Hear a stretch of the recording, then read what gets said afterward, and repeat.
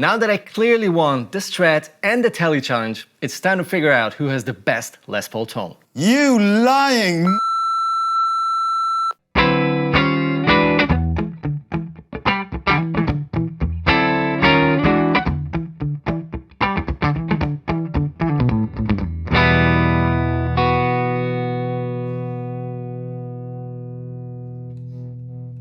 Hey guys, Kris here. And my name is Guillaume. Hope you're all doing great today. We are. I'm not. I am. I'm not. I was insulted. I was insulted. Dude, I was stating the facts. No, you weren't. So if you guys don't know what we're talking about, there'll be links everywhere. But we did a first video that was who has the best Strat sound, which I won by a landslide. Well, a bit, then yeah. we didn't.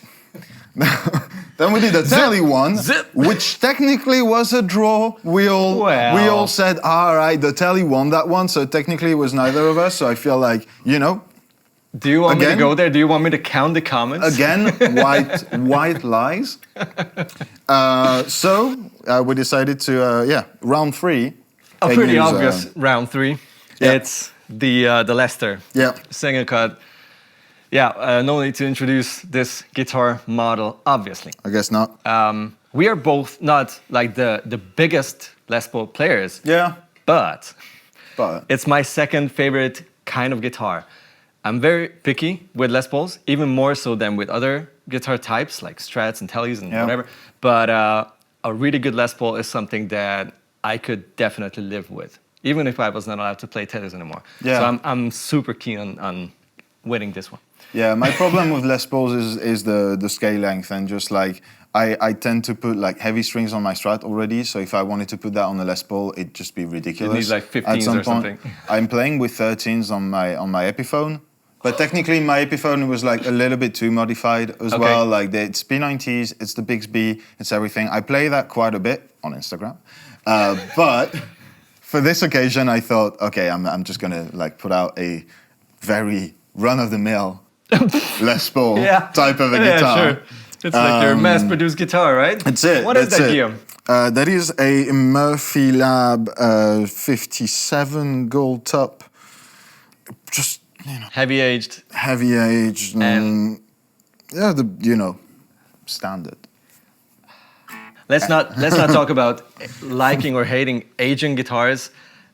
The fact is that this aging for the first time on a Les Paul convinced me, because it does look, even from like real close, like the real deal, like an old Les Paul that's been played. It's whatever. That's a different story. What do we want to do? Okay. 3 rounds again? Yeah. Let's do 3 rounds. We'll go through the rig as we go, because that's probably bound to change in between our different sounds and all. And let's do just like clean, then blues, rock, or rock. And then whatever. Whatever. The third round is whatever.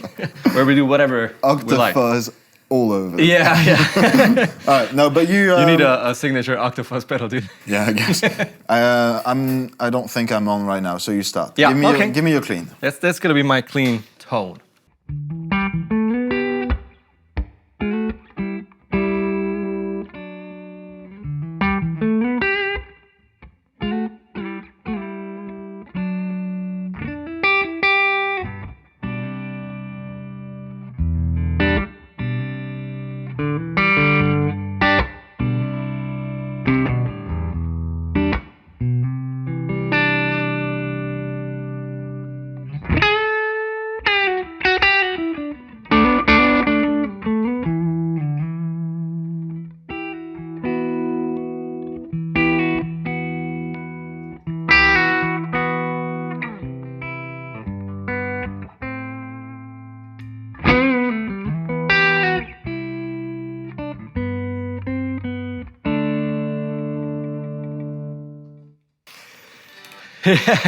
G. Best chord ever. Yeah. I love that progression. Yeah, thank you. So that's my favorite, I guess so. My favorite Les Paul clean tone. You do need a certain kind of Les Paul for that. It's gotta be said. Like if you take 80s, 90s, current, normal, like whatever, classic, traditional, standard, you will not necessarily have this amount of clearness and spank. Yeah. On top, you will have a way richer, thicker, warmer sound, which is fantastic too. I'm not that much into that. That's that's definitely one of the two Les Pauls that I've heard and sort of played that can go like funky without any like problem. EQing and exactly. taking care of the massive one, mid-range. Special one. Yeah, so this is my Les Paul, and it's not a cheap one. I admit it, and I tweaked it, and some people complained about it if I'm mad. The pickups, maybe just. The pickups are. This is a raw vintage. Yeah. PAF style. Yeah. And this is the Joe Bonamassa Skinner Burst version, which is an antiquity. Yeah, same with antiquity bridge pickup. So both are pretty crunchy. Like this guitar is so much hotter than that guitar. Yeah. We just plugged it in the same amp, and this was like overdriving the clean channel of that amp immediately, and that was still sort of clean. So I'm, as told, I'm really choosy and picky, and you know, not happy with each and every Les Paul tone. But if I find one that reminds me of the clear, sort of like vintage Les Paul kind of tone, that's like a beefed up telly, I could live with that forever, and I could have that as my only guitar. Yeah, just jumping back real quick on the volume drop, I'm gonna do something to remedy that. Ooh. Oh no! Wait. That's why you prepared those. Oh no! Wait. Brace yourselves. Oh God. It's happening. Oh God. Oh, by the way, my rig. Oh yeah, true. Because you're gonna be playing the Marshall. Tell them, because I can't hear you anymore. So this was the Les Paul going into the Archer with no gain on, just a bit of a push, like a soft compression, and the UA FX Golden for some reverb, and that went into the D20 Rev, D20 clean, not really crunchy, and in the Palmer 2x12. Let me grab my earplugs. It's your turn! I didn't hear anything, but it seemed overly complicated. You know, my plan for that entire video was to do one thing and one thing only, is to plug my Les Paul into a Marshall on 12 with an Echoplex in the effects loop. You mean 11? So, no, 12? Is there a 12 on it?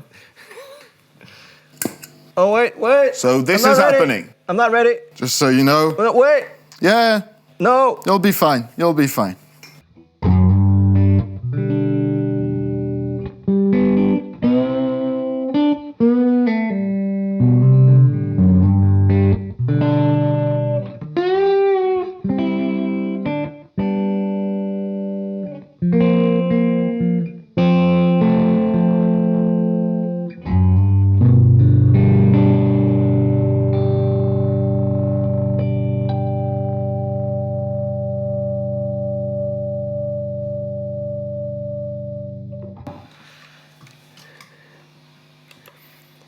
It's a lot of noise still. I'm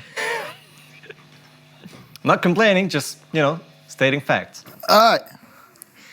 I liked it, you know. That's a great sound. What's not put a Les Paul into a cranked Marshall, right?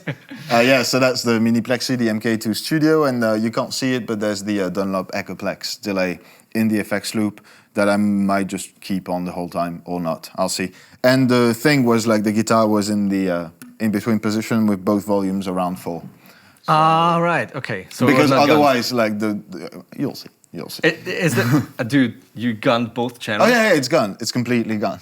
By the way, you guys ask the question a lot for Hit the Tone because, like, I do that a lot on Hit the Tone, but the thing is, on Hit the Tone, I'm sitting next to the amp and not in front of the amp.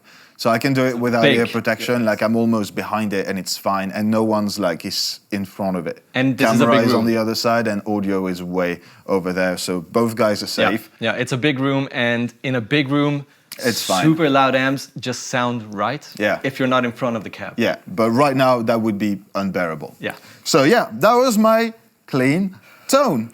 How about you show me some gain? Oh yeah, let's do that.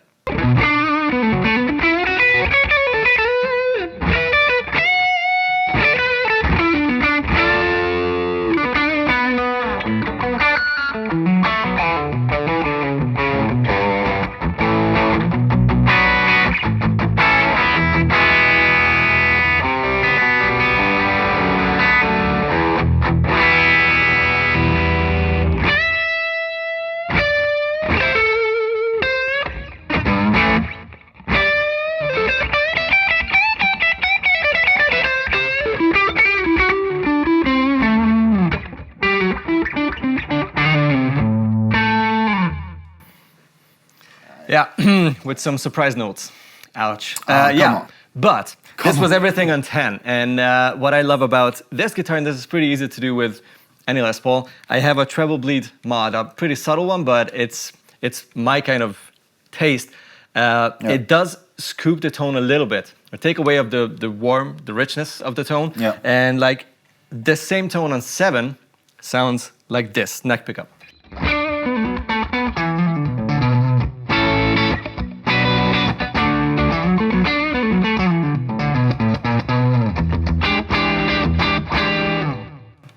It's not like a coil split sound. Yeah, no. But it gets in that ballpark of like a spanky, almost like a beefy Tele.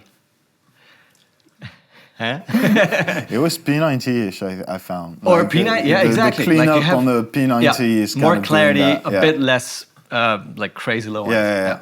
So that's what I love doing with Les Pauls. I don't put treble bleed mods on the treble pickup. It doesn't really need it if it has like 50s wiring, which this guitar has, which means that it's just, it doesn't lose that much of treble if you go back with the volume anyhow. And on top of that, if you have the treble bleed mod, it's just, you know, you can get away with this guitar and play single-coily songs and tones without anyone complaining. And it still pretty much sounds like a Les Paul, more like a P90 Les Paul, as you told me. So that's what I love doing. And of course, if you have a 50s wiring, which is again something I need if we're talking about Les Paul, you can go back with the tone a lot. This is like both tones on like between 2 and 3, and volume gun first.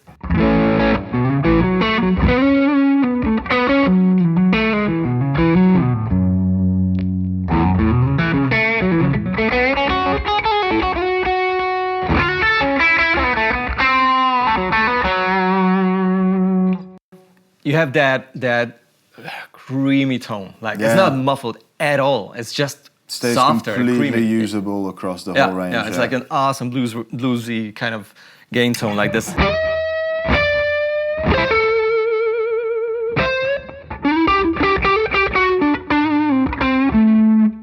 It doesn't have that pick attack anymore, but it's still like sort of open. Yeah, but that's it. But that wiring, like it's the kind of thing that will allow you to get like creamier lead tones if you have like a single pickup guitar, for example. Like I know, you know, James Nichols, for example, like that's the one kind P90, of thing. One P90, but like tone almost all the way down for leads, and you get that kind of that's my second round. Okay, your turn. Okay. Okay.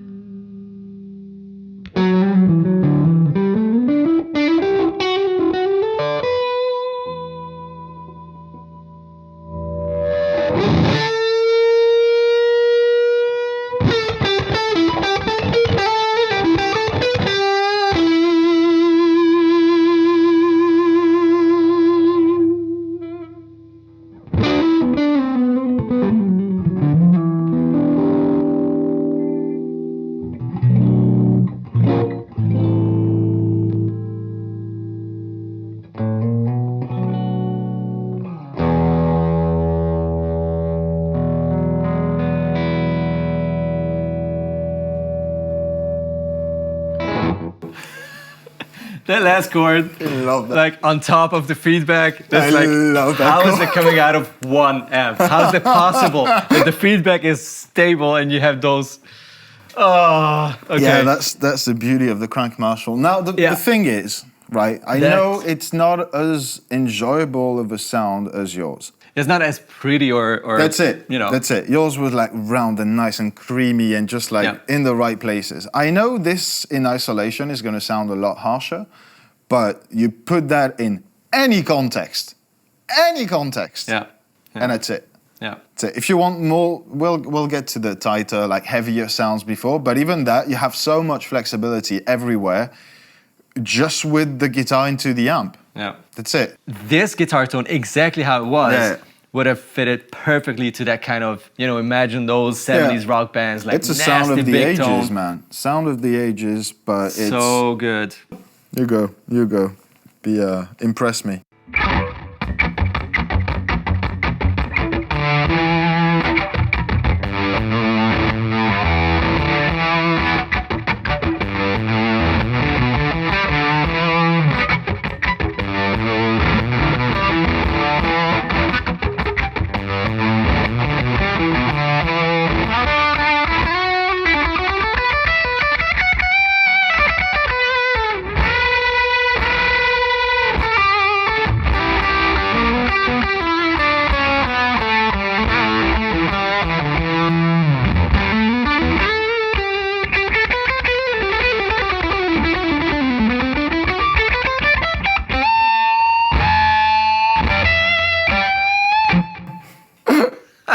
Nasty. Whatever.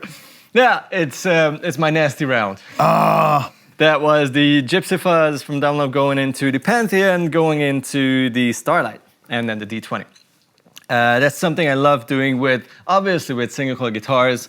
Fuzz into low gain overdrive, into clean amp is just magical. What I love about the same kind of constellation with a good Les Paul is that it just compresses the living heck out of your pick attack. Like this thing, it's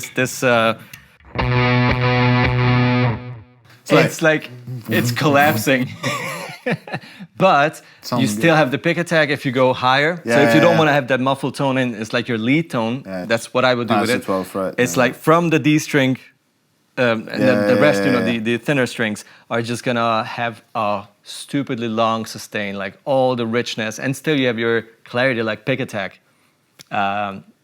With the right kind of fuzz. Of course, every fuzz sounds different and blah, blah, blah. Everything, every piece of the puzzle matters, kids. Yeah. But this is like a match made in heaven for me. If we're talking about Les Paul and that fluidy tone, damn. Yeah, that's something that I definitely associate more with single coils, to be honest. That's why I stay like maybe a little bit more classic. To me, a Les Paul into a cranked Marshall is the recipe for happiness. So my third round is going to be maybe a bit less exotic. You're going there again, okay? But it's going to be louder. First off. And where are my earplugs? I'm going to play it and then I'll tell you what I did. Okay.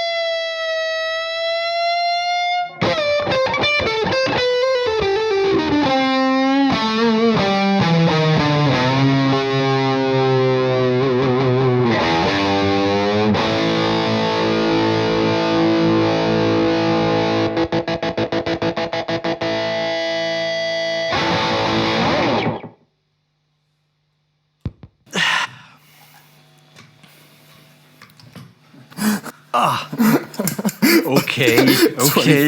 25 steps later. Yeah. I'm off. We're safe again. Might need some pre-percussion. Oh, God. Yep. Okay. So let us know in the comments if I... Point being made. Point made, yeah. No, it's you know, I feel like we're jumping back again on the Tele sort of conclusion that because I'm more used to, even though I play Les Paul shapes quite regularly, I'm definitely more used to P90s in them and single coils in general. So I feel like it's the same conclusion as with the Tele one. I was fairly conservative with my sounds. It's just like the amp hasn't changed. You mean predictable? Yeah, exactly. Yeah, that's gone. But I mean, at the same time, isn't that the Les Paul sound? Isn't that it?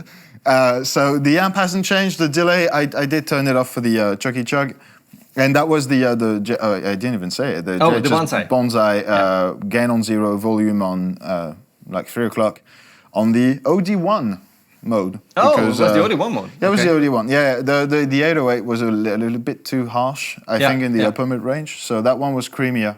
Really OD1 is to a boost. special thing. It's insane, to right? tighten up amps that need some help. It's okay. Well, and this whatever. nails it. So I mean, definitely conservative, very predictable.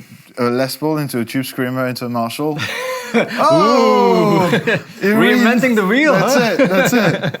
But you know, if it ain't broken, don't fix it. Yeah. So let us know which tone was your favorite and how you run your Les Paul rig, or how you would play it if you had one and whatever. So see you down there in the comment section. Yeah. Don't forget to like, subscribe, ring the bell, all that good stuff, and we'll see you in the comments and in the next video.